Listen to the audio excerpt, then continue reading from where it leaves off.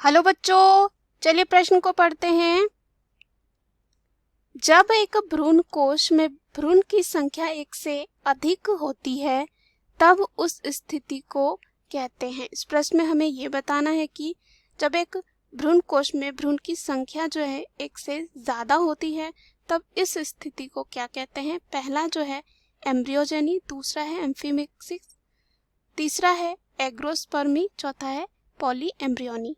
तो आइए इस प्रश्न का जो है हल देखते हैं। तो सबसे पहले जो है हम बात करते हैं मुख्य अवधारणा की। मुख्य अवधारणा जो है यहाँ पे हो जाएगा पॉली एम्ब्रियोनी। जब एक भ्रूण कोश में जो है भ्रूण की संख्या एक से अधिक होती है तब इस स्थिति को कहा जाता है पॉली एम्ब्रियोनी। पॉली एम्ब्रियोनी जो है कहा जाता है। पॉली एम्ब्रियोनी क्या होती है इसको देखते हैं। अगर हम बात करें पॉली एम्ब्रियोनी की तो यहाँ पे जो है विकास होता है, विकास होता है किसका, यहाँ पे भ्रूण का। और भ्रूण की संख्या जो होती है, भ्रूण की जो संख्या होती है एक से, और कह सकते हैं एक से ज्यादा होती है, एक से अधिक या ज्यादा होती है।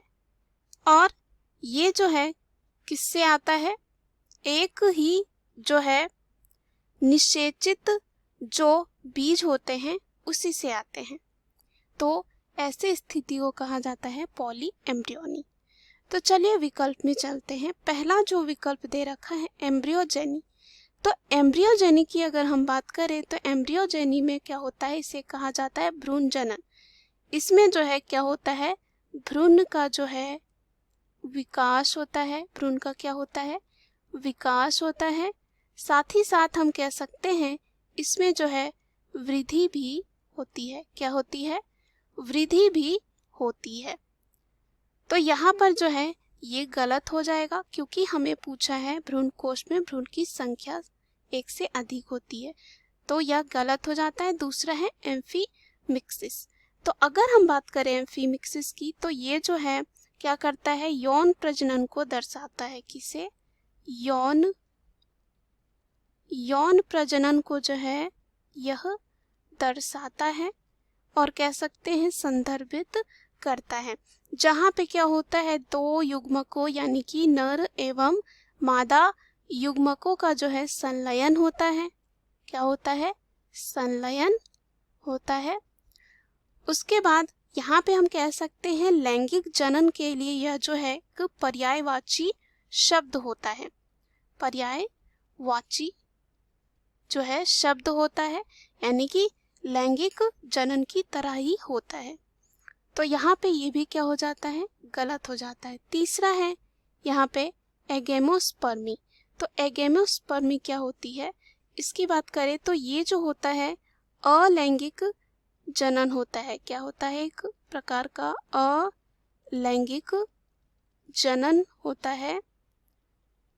और कह सकते हैं यहाँ पे एक अलैंगिक जनन का एक प्रकार है जिसमें क्या होता है, जो बीज होते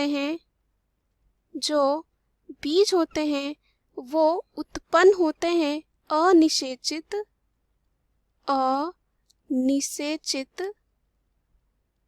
बीजांड से। किससे, अनिषेचित बीजांड से। तो यह भी क्या हो जाता है, यहाँ पे गलत हो जाता है। अंतिम में दे रखा है पॉली एम्ब्रियोनी, जो हमारे प्रश्न का सही उत्तर हो जाएगा।